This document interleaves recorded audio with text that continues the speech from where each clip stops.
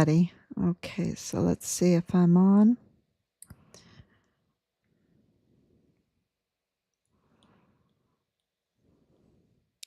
We are at day, oh my gosh, I forgot to look, 1,714 days, I believe it is. Let's see. Looks like I'm on. No, 1,716 days since Richard was targeted premeditatedly, systematically, the worst type of crime, taking his life away in a very brutal way, and being very disrespectful to his remains. That we have multiple autopsy reports because of multiple findings and international findings, some in Mexico, some here in the United States. And so it's pretty gruesome, pretty gruesome. And so, of course, we knew something was wrong, and we have for over 4 years been doing this, what they told us to do: investigate, bring them leads, investigate and bring them leads. And with all, we've gotten pretty good at filing, at the beginning, we didn't know. We documented, and we had a lot more trust for the system. And so if we thought we could just call them, right? Just call them, let them know. But we had a lot of operatives around us, a lot of operatives even still now. And because this case is so big, and they're trying to control the narrative, they're trying to control what gets out. And because this case is so big, they try to cover up the fact that Richard was a whistleblower, and his whistleblowing reports, his what they've whitewashed or what they've sealed. There's been a lot of orders to seal the case. Same thing with the Patrick Crucius case, sealing a lot of information. And, so it's coming, it's all coming out. And the Patrick Crucius case is just a total, it's just totally broken. It's just totally broken. And I hope that all of our efforts, and that's why we need you. That's why we come on every day, because it's a government by the people, for the people, and of the people. And you have to demand accountability. You have to absolutely not put up with the likes of Joe Spencer. He is the most corrupt defense attorney in El Paso, and he has absolutely exploited the American taxpayer, the taxpayer there in El Paso. And Patrick Crucius is not his first case. He wasn't so bold and brazen with this case because this was his first case like that he did this. They have a business plan, and their business plan is criminal and exploitative, and not doing their job, and they have no moral foundation when they can do something like they did in the Walmart case, a mass shooting, to really create a way to target President Trump and his 2020 presidential campaign. Absolutely, there is no doubt in my mind. All the hard evidence points to the fact that they wanted to divert attention from the audits and the investigations that President Trump's administration was conducting there in El Paso on Fort Bliss. And he also, 2017, 2018, 2019, just shortly before the Walmart mass shooting, was signing executive orders that targeted the money flow of the Juarez cartels. And well, the cartels, the activities of the cartels on the border. And so this absolutely is tied to the cartels and those that are narco politicians or agents, narco agents, or narco business people, that they do their business connected to the cartel tied activities. And which is really treasonous. It's absolutely treason because you're serving yourself with a foreign, a, a foreign loyalty, right? With a foreign loyalty, and I understand being very proud of your heritage. I come from a German heritage, very proud of our German heritage, and even the fall. Well, I don't. Um, Twisted, I should say, twisted narrative of World War One and World War Two of Germany, and of Germans, and I'm very proud. I've always been proud to be a German, but my loyalty is with the United States of America because first and foremost, I'm an American. So you can be very proud of your heritage, um, but when you are an American citizen, um, that's where your loyalties need to be. And even though we lived overseas for a long, long time, but we always paid our taxes. Our loyalties were always with the United States, to make the United States a better place, even if we were, um, serving outside of the United States. So, and even with things that we didn't agree with the United States, we didn't agree with the wars. Um, and Rob was doing everything he could to help the soldiers that had been injured, and not even just the soldiers. It was, those that were in these war zones. He was deployed a lot as a physician assistant, and you know, um, yeah, it's a lot of stories, but we were very honored and very privileged, and it was hard because a lot of deployments, So and putting your life at risk, yeah. Um, so uh, the point is that there are lots of people there in El Paso that have been profiting off of making America a worse place, exploiting America, exploiting Americans, and even at the expense of murdering a soldier. Um, and Richard was not the only one. There's a lot. And to cover up these criminal cartel ties.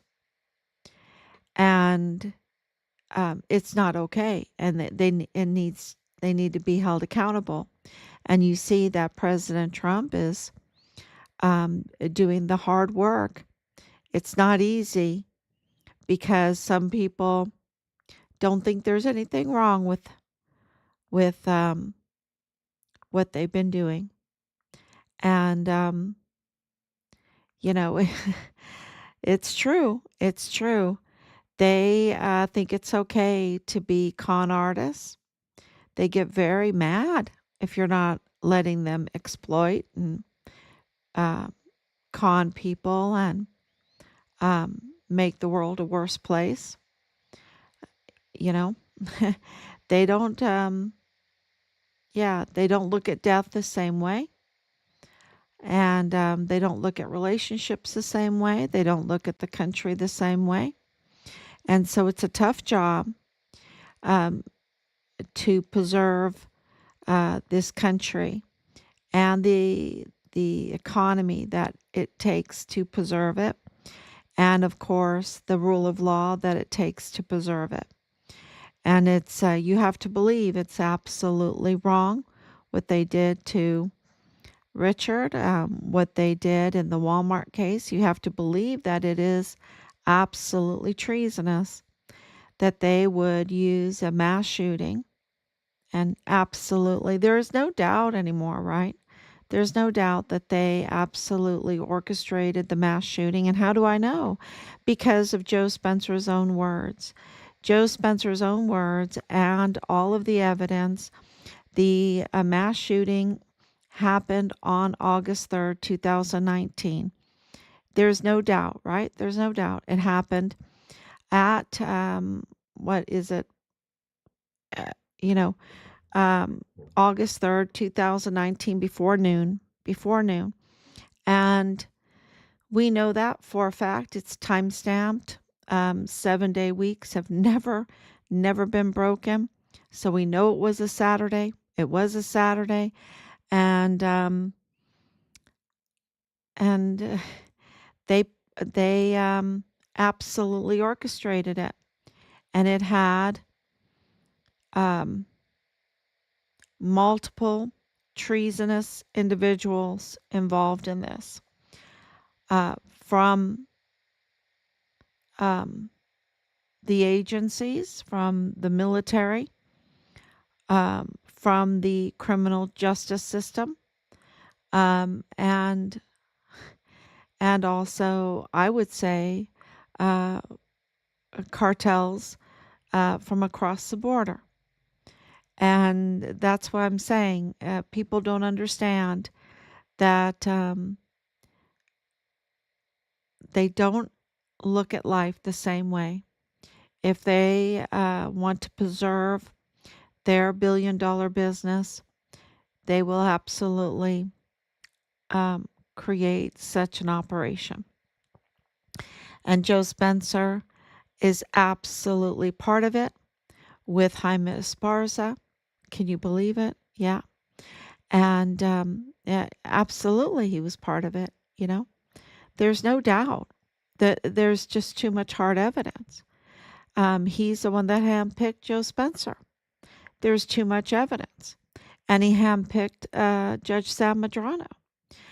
Judge Burrell, I believe, she, I guess maybe she saw the tea leaves and she said, I'm going to get the hell out of this. I'm going to say, oh, I know one of these victims and I'm just going to recuse myself. Or she was forced out to let Sam Madrano get in there because they're good friends. Jaime Esparza, Sam Madrano, Joe Spencer, Judge Guadarrama. And this is really evil, but it's very, very, very obvious that because the evidence points to it. And so there's no doubt that it happened on the 3rd. And on the 4th, we have the timestamp of the application for the appointed counsel. And why is that so important? That's really a key, a real key, because that's declares Patrick Crusius indigent, right? That's the right word, indigent, meaning poor. That he needs to have the taxpayers pay for a defense attorney for him. That's what that means. Well, he wasn't indigent, and they didn't spend any time. Look, the timestamp was for 5:42 a.m. on the 4th. So, you had the absolute chaos the day before, and of course at the jailhouse it was chaotic. And yet they got that application for appointed counsel real quick. What does that tell you? Well, that indicates that this was planned out. That they didn't think they would get into any trouble. Of course, people would look and see it, but they're so brazen that they feel like they have their offices covered. They've got all the offices all the way up covered, and that they could just get away with it. Get away with having a very, very fraudulent document that was the key to open the door for the open checkbook, for the open checkbook to exploit the American taxpayers for millions and millions of dollars. And that happened very, very quickly. 5:42 on a Sunday morning, y'all. 5:42 on a Sunday morning. And I looked it up. We looked it up. And it takes normally, I mean, the fastest you could ever see an application like that would be 3 days. So normally it takes around 7 days. 7 days to look into the finances, the expenses, the earnings of a defendant before they are declared indigent, and the taxpayers have to pay a limit, $15,000 to $25,000 for defense.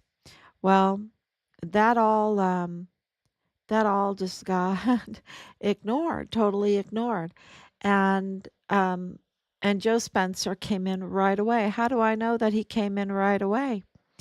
Because we have a recording of him saying that when he first went to see Patrick Crucius 2 days after the shooting. So that means on the 5th. So he came definitely on the 4th, and things that would prove that would also be expenses charged. Expenses charged right away, right? Like a case review. And that would absolutely show people that might be in doubt. I'm not in doubt. I'm not in doubt. But it would show people that might be in doubt that he was absolutely part of the case right from the very beginning. And I would say that he was part of the case before it even started. Before it even started. Because with that audio recording that we have, that he met with Patrick Crucius on day 2, that would be the 5th, to say that Patrick Crucius didn't have any clue, had any clue that what he had done. It absolutely, right from that start, but even as a defense attorney, right from the start, when you know that your client has confessed, right? I am the shooter. When your client has signed an application with 000, with, clearly a signature that shows concern for fine motor skills, um, then you have to even, and then you're talking to him, and he's saying he has no idea. Um, then you have to say, wow, I need to get a competency test. I need to get a um, mental health evaluation um, on my client, right? I am the defense attorney. I need to do that because if he's not competent, then as an attorney, I know I didn't know this. I had to look this up. We had to look it all up. Um, he would, that confession of I am the shooter could be thrown out. If he's not competent, it could be thrown out. So, what a defense attorney would do would absolutely order a competency hearing and have a competency um, test done on his client for a chance that he could have the confession thrown out. I mean, that's what a good defense attorney would do. But that's not what happened. And the other is signing that application and also even having the motor skills to be like a Rambo, right? Like a Rambo. You had to be like a Rambo, very trained, in order to pull off what they said that he did in the manner in the very short time with a weapon that would jam, that would overheat. Um, it absolutely, you know, you'd have to be a Rambo. And I think that everybody would agree with me. I would think everyone would agree with me that Patrick Crucius, Pat C, is not a Rambo. Okay. He's not a Rambo. He's not trained. He just shows everything but being a Rambo, right? And also, the competency test would also question the whole manifesto, right? Would question the whole manifesto. So if he's not in his right mind, and he would then go into the hands of another agency. He would leave Joe Spencer. So Joe Spencer, you know, uh, said he met with Patrick Crucius, and Patrick Crucius, well, in his words, he says he had a broken brain. And he had no, he wasn't competent, right? That's really in all his words. That's what he's saying, and that's 2 days after the incident, right? 2 days after the incident. But we also have more um, audio, and the audio shows that uh, he's talking to Judge Madrano and Judge Guadarrama, but Judge Madrano's not even on the case yet. That's why, absolutely, Jaime Esparza handpicked Sam Madrano, and that this was orchestrated. This was orchestrated because why would he say that he talked to those two and told them that he would do it, but he wasn't going to do it for nickels and dimes. He needed to have an open checkbook, so to speak. Why would he say that? And when would he say that? He couldn't say it on the 4th. Are you kidding me? Like on the 4th, they're getting together.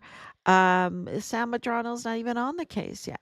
And the federal case, give me all the information for the federal case, right? It This is all before it ever happened. That's my opinion on it. With all the evidence that we have, because it's just as as you even go in further, you see all the discrepancies and the delays and what it took to get Sam Madrano in. And Sam Madrano's actions as a judge are absolutely despicable. And then, of course, Judge Guadarrama's his whole actions are absolutely despicable because he's having a wedding right there in the federal courthouse between Patrick Crucius's brother and his manager, his federal courthouse manager's daughter.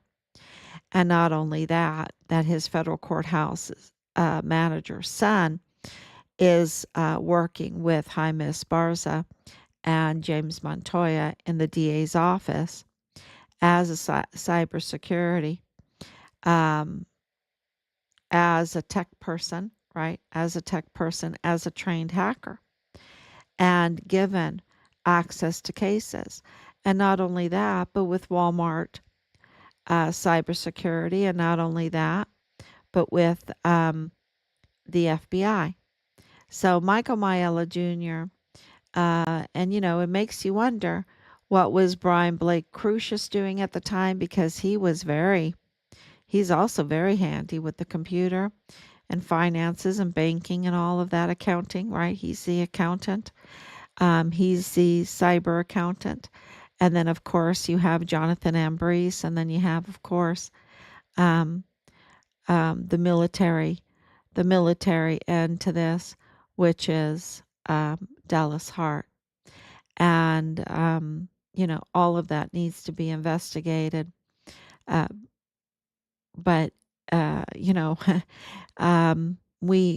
we're still gathering up our own investigation and submitting it. And we did take time out to go through some of the dispatches.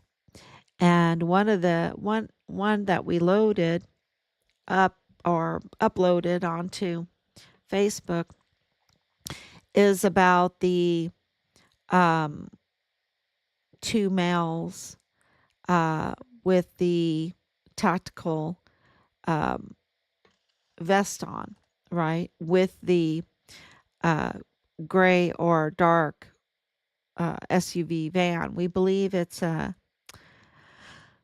Safari, a GMC Safari van. That's what we believe because of other information that we're getting. And so it's, all indications, all the witness statements, the people that have died through all of this. It's very clear that, this was an operation. This was an operation using our agencies and our military to conduct. And once you look into it, and I'm not even trained, right? We're not even trained to look into it like you would a CID or an FBI or an intelligence officer or even a military investigation, which all should have been done. And they would have found very, very quickly all of this pattern of all these discrepancies, all these anomalies, all these clear, hard evidence that this was planned. And you had Jaime Esparza with the conflict of interest with his sister uh, being called to the scene before it was secured and walking the scene. And not only walking the scene, but videotaping it. And, so that is absolutely a crime. That is absolutely tampering with evidence. That is absolutely a crime. So, uh, yeah, it's Jaime Esparza needs to, in my opinion, he needs to be arrested with Joe Spencer, with so many others that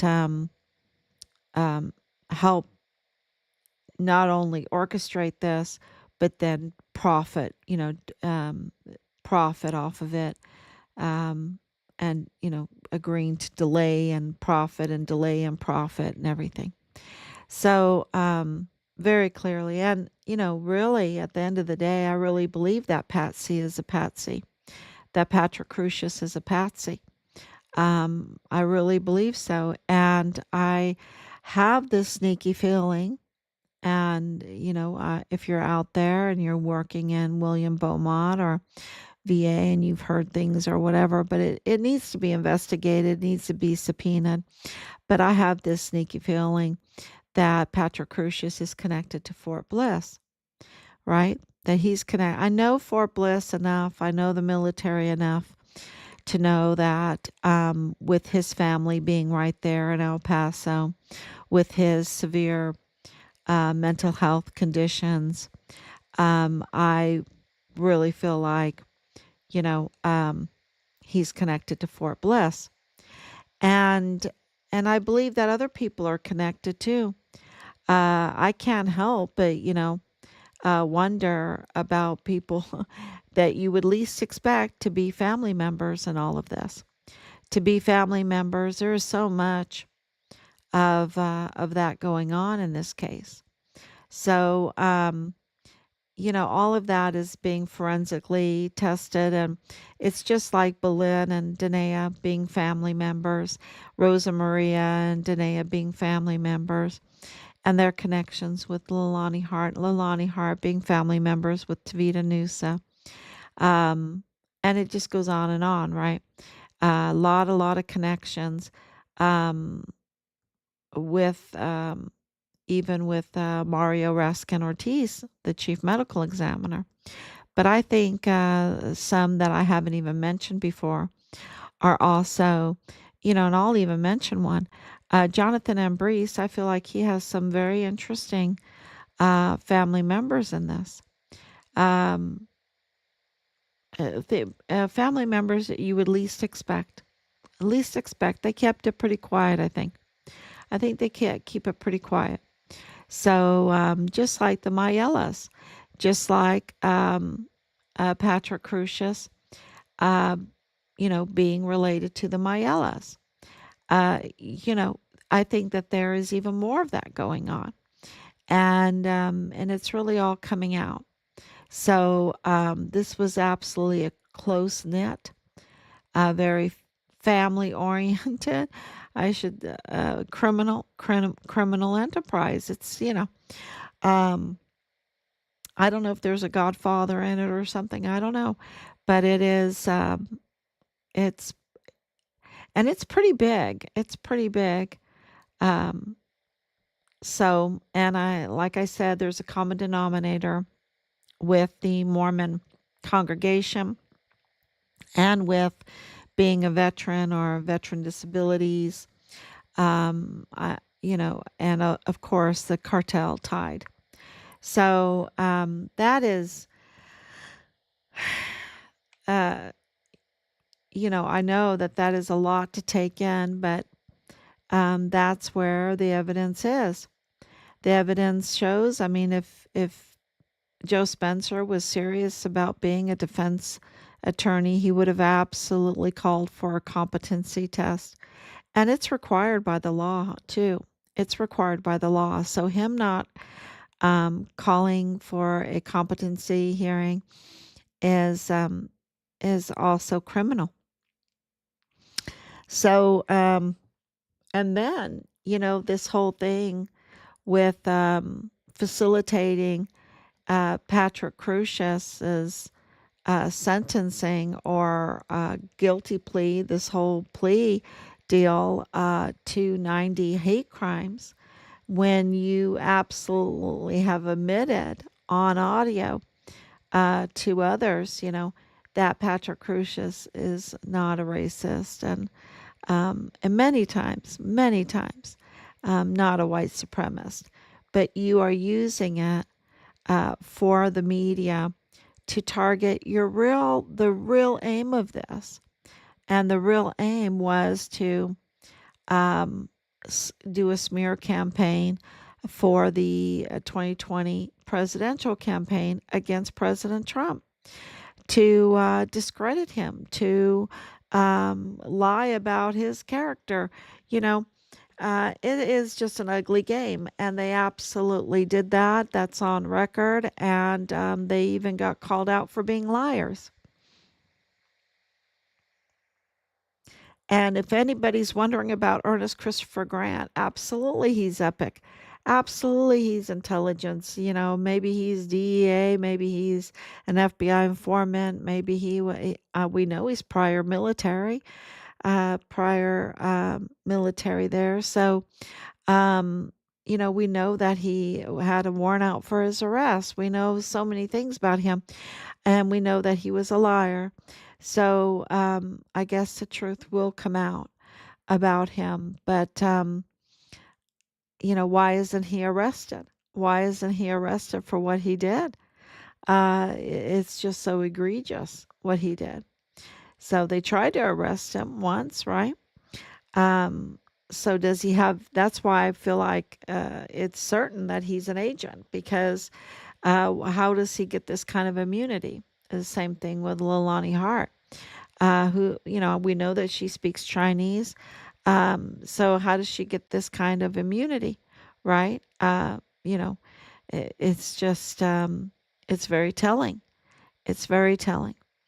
So, for these people that are totally up to no good, that mean us harm, absolutely mean us harm, and they might not even think that way. They might say, "What do you mean?"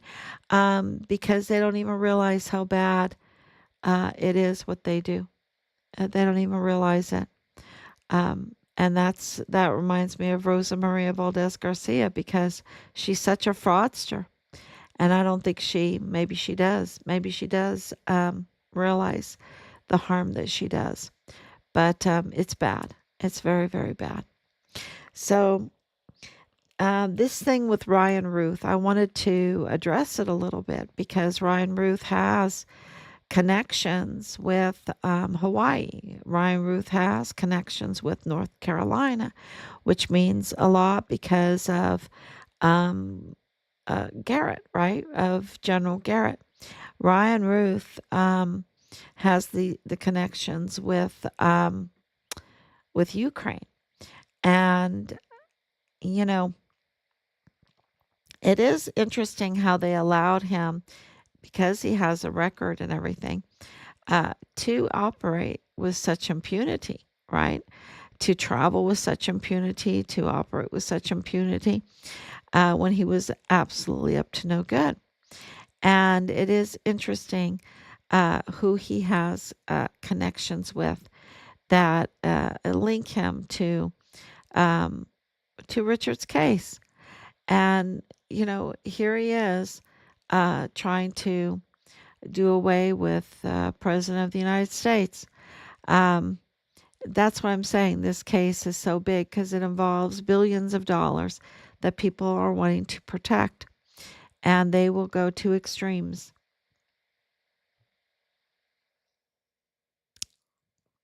Yes, to try to protect it. So, Ryan Ruth, we have a lot of information on him, and it's like what you don't expect. But I'm telling you, this criminal activity is all connected. It's all connected. What happened to Richard, what happened in the Walmart case, and the actions against President Trump, they're all connected. And it's going to be very, very interesting how President Trump,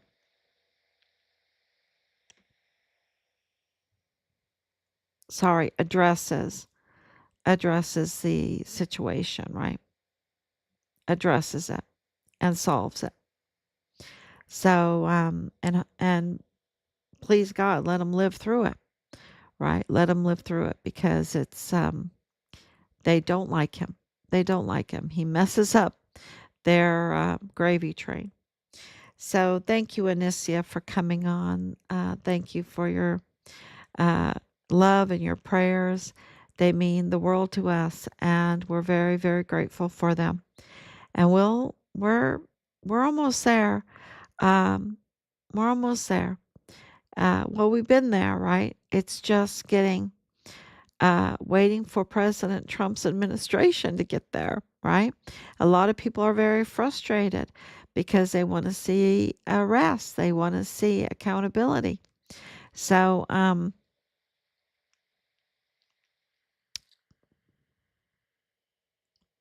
they have to be driven to it. They have to be driven to it. So, and I have faith that it's going to come. Uh, you know, justice is in the air. Absolutely.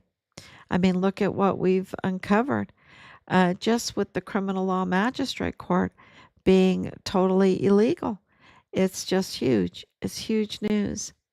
So I'm going to try to come on a little bit earlier tomorrow and give you really a good outline of all the things that um, that need to be corrected. That need to be corrected. So thank you so much. God